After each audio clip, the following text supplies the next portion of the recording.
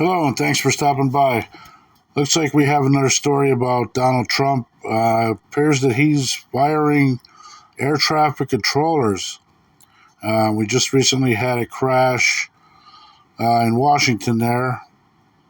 Wasn't really super related to the air traffic control, but here's the story. This is from Associated Press, and they're doing a really good job of reporting. This is not a left or right-leaning organization. This is basically center, and it's highly factual, been fact-checked. So I'll talk to you about it after the video, and here you go. Here's the video. Thanks for watching. This article comes from the Associated Press. Washington AP. The Trump administration has begun firing several hundred Federal Aviation Administration employees, upending staff on a busy air travel weekend and just weeks after a January fatal midair collision at Ronald Reagan Washington National Airport. Probationary workers were targeted in late-night emails Friday, notifying them they had been fired. David Sparrow, president of the Professional Aviation Safety Specialists Union, said in a statement. The impacted workers include personnel hired for FAA radar, landing, and navigational aid maintenance, one air traffic controller told the Associated Press. The air traffic controller was not authorized to talk to the media and spoke on condition of anonymity. A Transportation Department official told the AP late Monday that no air traffic controllers were affected by the cuts, and that the agency has retained employees who perform critical safety functions. In a follow-up query, the agency said they would have to look into whether the radar, landing, and navigational aid workers affected were considered to handle critical safety functions. The National Air Traffic Controllers Association said in a brief statement Monday it was analyzing the effect of the reported federal employee terminations on aviation safety, the national airspace system, and our members. Other FAA employees who were fired were working on an urgent and classified early warning radar system the Air Force had announced in 2023 for Hawaii to detect incoming cruise missiles through a program that was in part funded by the Defense Department. It's one of several programs that the FAA's National Defense Program manages that involve radars providing longer-range detection around the country's borders. Due to the nature of their work, staff in that office typically provide an extensive knowledge transfer before retiring to make sure no institutional knowledge is lost, said Charles Spitzer Statlander, one of the employees in that branch who was terminated. The Hawaii radar and the FAA National Defense Program office working on it are about protecting national security, Spitzer Statlander said. I don't think they even knew what NDP does. They just thought, oh, no big deal, he just works for the FAA. This is about protecting national security, and I'm scared to death, Spitzer Statlander said. And the American public should be scared too. Sparrow said messages began arriving after 7 p.m. Friday and continued late into the night.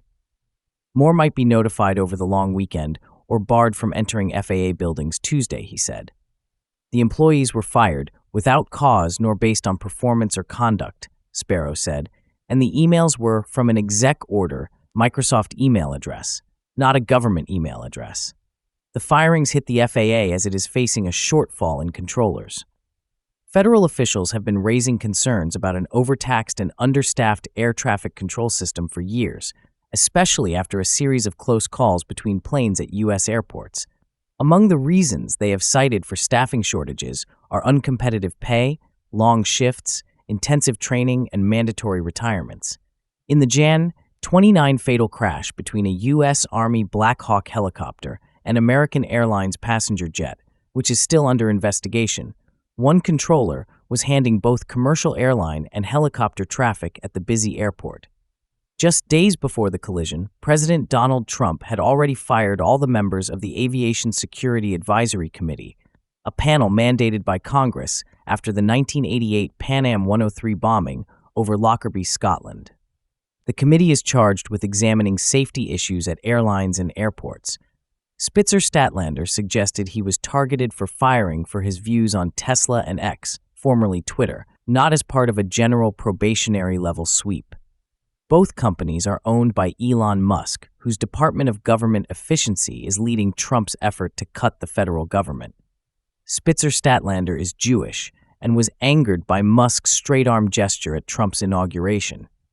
On his personal Facebook page, he urged friends to get rid of their Teslas and X accounts in response. Spitzer Statlander said that post drew the attention of a Facebook account labeled Department of Government Efficiency, which reacted with a laughing emoji. Soon after, he saw the same account reacting to much older posts through his personal Facebook feed. There are at least a half dozen Facebook accounts labeled Department of Government Efficiency, and it's unclear who operates any of them. White House spokesperson Caroline Leavitt wrote Monday on X, "Doge doesn't even have a Facebook page." Spitzer Statlander said he was supposed to be exempted from the probationary firings because the FAA office he worked in focused on national security threats, such as attacks on the national airspace by drones. Less than a week later, I was fired, despite my position allegedly being exempted due to national security, Spitzer Statlander wrote in a post over the weekend on LinkedIn. He added, "When Doge fired me, they turned off my computer and wiped all of my files without warning." Doge did not immediately respond to a request for comment. The firings were first reported by CNN. Well, there you have it, folks. I really don't know what to say here. This is crazy. Being a pilot myself, this is totally terrifying, is all I can say. Spitzer Statlander also quoted as saying, "This is about protecting national security, and I'm scared to death. And the American public should be scared too." And I fully agree with him. This is totally crazy. I don't know. I wouldn't feel safe flying at this time without proper people in the towers. If there's going to be less than there already is now, we already had a shortage. And if there's going to be even less now, there's going to be a lot of problems. That's all I could say. I'm not telling anybody to not fly. I'm voicing my opinion here on this one. So that's just my opinion. I hope you enjoyed the video. Thank you so much for watching, and please like, share, and subscribe. And it would really help out the channel to grow. And we'll talk to you in the next one. Thank you so much.